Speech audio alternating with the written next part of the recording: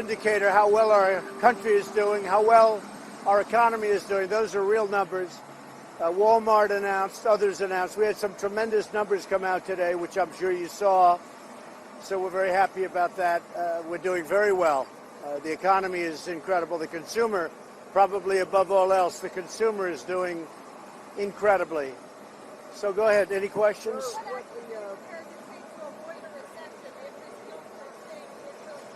Well, I think we're going to have a very long period of wealth and success. Other countries are doing very poorly. As you know, China is doing very, very poorly.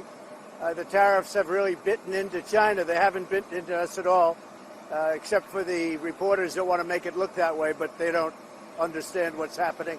The tariffs, we've taken in close to $60 billion in tariff money, and the consumer has not paid for them. Now, at some point, they may have to pay something, but they understand that, and who really understands that is our great farmer. The farmers of this country really understand it. They know we had to do something about China, and we're doing something about China. With that being said, I think we're having very good discussions with China. They very much want to make a deal. We'll see what happens. We had a deal, and they decided not to make it. Now I think they would like to have had that opportunity again, because I think they really would. I think they really missed a great opportunity. I think they feel that they missed a great opportunity. But China very much wants to make a deal. We're talking to them. We'll see what happens, yeah. But why did you feel the need to get involved in the two congresswomen's trip to Israel? Well, I'm only involved from the standpoint of they are very anti-Jewish and they're very anti-Israel. I think it's disgraceful, the things they've said. You have lists of, this isn't just a one-line mistake. What they've said about Israel and Jewish people is a horrible thing, and they've become the face of the Democrat Party. So I did absolutely put out a very strong statement. I think if you look at their language, if you look at what they've said, if I ever said it, it would be a horrible month, to put it mildly. So the things that they've said, Omar, Tlaib, what they've said is disgraceful. So I can't imagine why Israel would let them in. But if they want to let them in, they can, but I can't imagine why they would do it. Are you worried that a prolonged trade war with China will pitch the economy into a recession? No, I think the longer the trade war goes on, the weaker China gets and the stronger we get. We're taking in massive amounts of money, billions and billions of dollars, Steve, as you know. And I think the longer it goes, the stronger we get. I have a feeling it's going to go fairly short. I think it's going to be, China's lost millions of jobs. You saw that reported today. Thousands of companies are closing in China. And I don't know, maybe they want to do this for a year. They'd love to have somebody like Biden who doesn't know what he's doing. I mean, I just put a clip where he said, we want to build up China. We want to build up China. Well, they gave us a very strong China. China's taken out over $500 billion a year for many years from our country.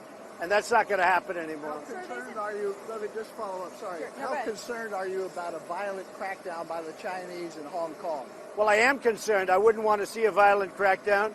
I put a little bit of a memo out last night. He's a man I like a lot. I get along with him very well, President Xi. And I said that I would be willing to bet that if he sat down with the protesters, a group of representative protesters, I'll bet he'd work it out in 15 minutes. I bet he'd work it out very quickly. I know it's not the kind of thing he does, but I think it wouldn't be a bad idea. I really believe if he sat down, they have a certain little leadership pool. If he sat down with that leadership pool, I'll bet he'd work something out very quickly. It really seems like things that could be worked out pretty easily. You said Prime Minister Netanyahu about the Congress. I don't want to comment about who I spoke to, but I think my social media statement pretty well speaks for itself. I feel that they are so anti-Israel, so anti-Jewish. Again, if other people made that statement, there would have been hell to pay. So, but I did speak to people over there, yeah. Sir, China has said that they want to retaliate, that they're going to retaliate because of the tariffs increase that you announced. What's your response to that? Well, if they did retaliate, which I don't think they will do because we're talking to them and they're offering things that are very good, I don't think they'll retaliate. But if they did, we have the ultimate form of retaliation. I think they'd have very few jobs left in China because we'd be able to step it up. Just so you understand, I've been very mild about it. Very, very mild. There's a long way I can go. And somebody had to take on what was happening with China. We can't allow China to take out of our country $507 billion every year, not including intellectual property theft and so many other things. So we're having very good talks with China. I think things will happen, but we'll see. If they do retaliate, will you want your team to meet with them in September as planned, or no? Well, that's true. Look, September, the meeting is still on, as I understand it. But I think more importantly than September, we're talking by phone, and we're having very productive talks. They would like to do something. I will tell you that. And the talk we had a few days ago with my two representatives, nobody knew what was on that talk except for myself, China, and those two people. That was a very good conversation. You want Jay Powell to cut interest rates some more? Jay Powell should be cutting rates because every country all over the world is cutting, and we want to stay sort of even. And I don't mind if we're higher, we're better, we're a better credit, but we're way too high. Jay Powell's made a big mistake. He raised them too fast, and he also quantitative tightened. He did quantitative tightening. That was a big mistake. $50 billion a month, and it put us in a position. And interestingly, even with normalized interest rates, President Obama was paying nothing, and we have a much better economy. And you have to look at our economy also from the day after my election, because we picked up tremendous steam the day after the election. That's not attributable to President Obama. They only did that because of us. So when somebody says from January 20th, it's not from January 20th. It's from November 9th, the day after the election. We picked up. The fact that I won lifted our economy greatly. And if I didn't win, it would go down. And frankly, if for some reason that happened in the 2020 election, you'll see this economy go down the tubes. I will tell you that right now. Mr. President, do you have any idea on when China's going to follow through on their ag purchases and crack down on fentanyl? They want to follow through very quickly. This was part of the conversation that we had. They had a special representative actually come over and talk to us, a different group, and a message to me, a very strong message to me. They want to start doing that very quickly. I'll be honest, I'm not there yet. It's not China. I'm not there yet. We'll see what happens. I really would like to see China in a humane way solve the problem in Hong Kong. Humanely solve the problem in Hong Kong. And I think they could do it very quickly. You know, I said yesterday, I really have a lot of confidence in President Xi. I know that if he sat down with their representatives, I have no doubt he would solve that problem quickly. In your conversations with people connected to Israel, did you encourage them to reject the conflict? No, I don't encourage or discourage. I think that if Israel allowed them to come in for the normal reasons, other than those reasons, I really believe that it would be a terrible thing for Israel. I think it would show a terrible sign. They want to do boycotts. They said horrible things about Jewish people. They said horrible things about Israel and Israelis. I think it would be a terrible thing, frankly, for Israel to let these two people who speak so badly about Israel come in. And they have become, amazingly, the face of the Democrats. The Democrats don't want to do anything to condemn them. If this were 10 years ago, or if this were maybe a different time or different people or whatever, they would be condemned for the things they've said. They've said some of the worst things I've ever heard said about Israel. So how can Israel say, oh, welcome? I don't think it would be a good thing for Israel. Mr. President, do you think that Steve King needs to resign? I don't know the situation with Steve King. It looked like I read a statement that supposedly he made. I haven't been briefed on it, but certainly it wasn't a very good statement.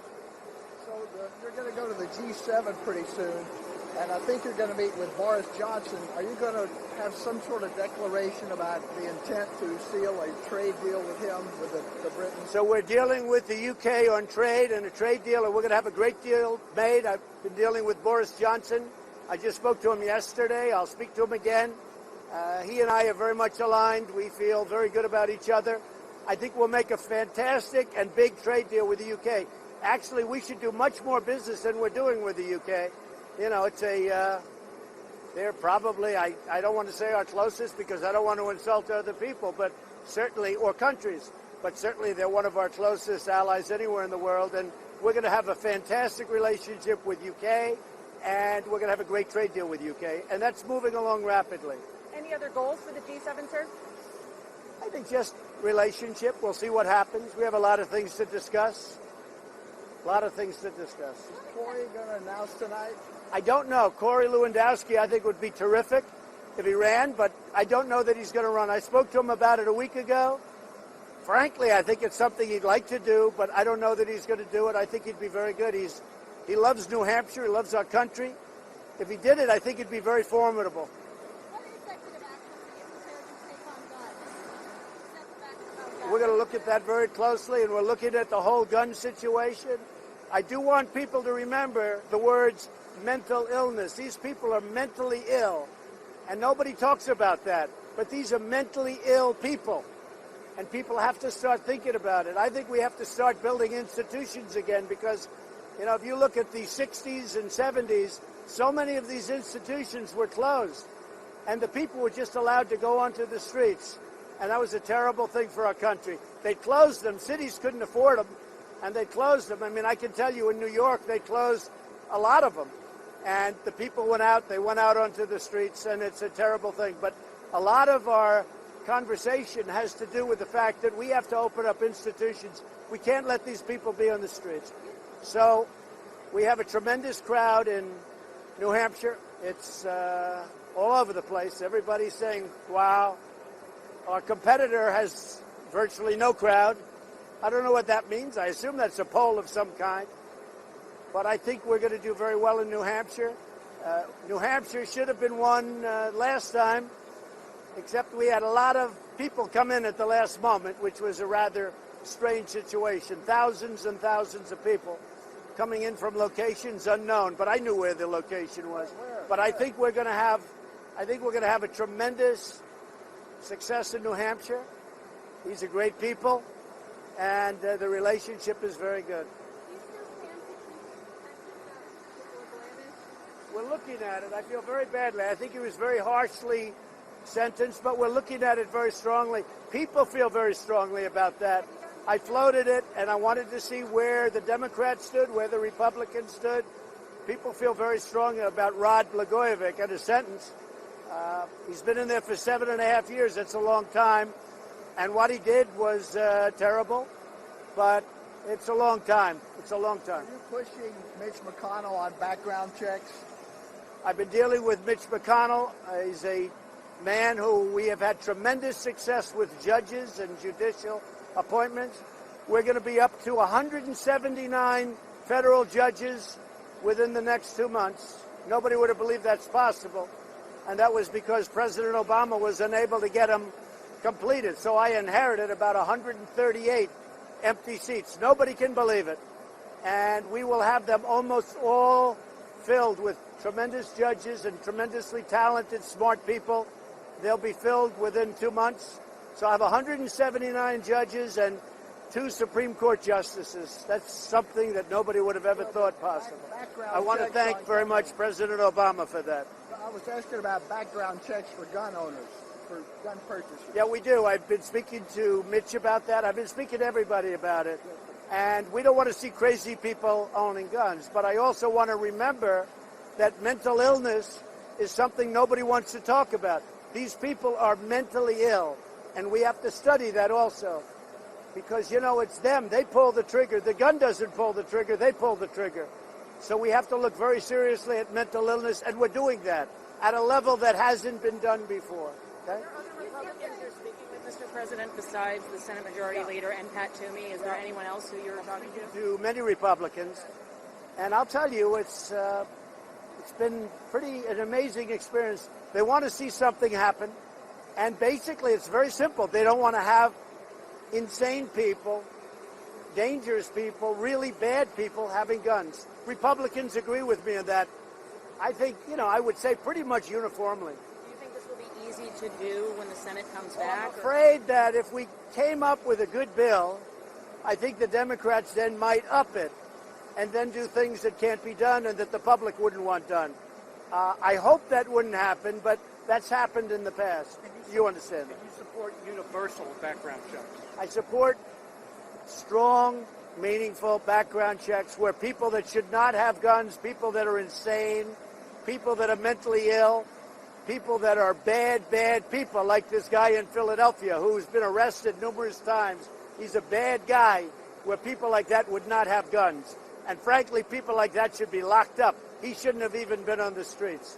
Thank you. Thank you very much. Did you talk to Xi directly? Was that who you talked to in China? I will speak to him. We have a call scheduled soon. President Xi. We'll be speaking to him very soon. I really believe he can work it out. I know him well. If he wants to, he can work that out in a very humane fashion. He can work something that everybody's happy. Thank you.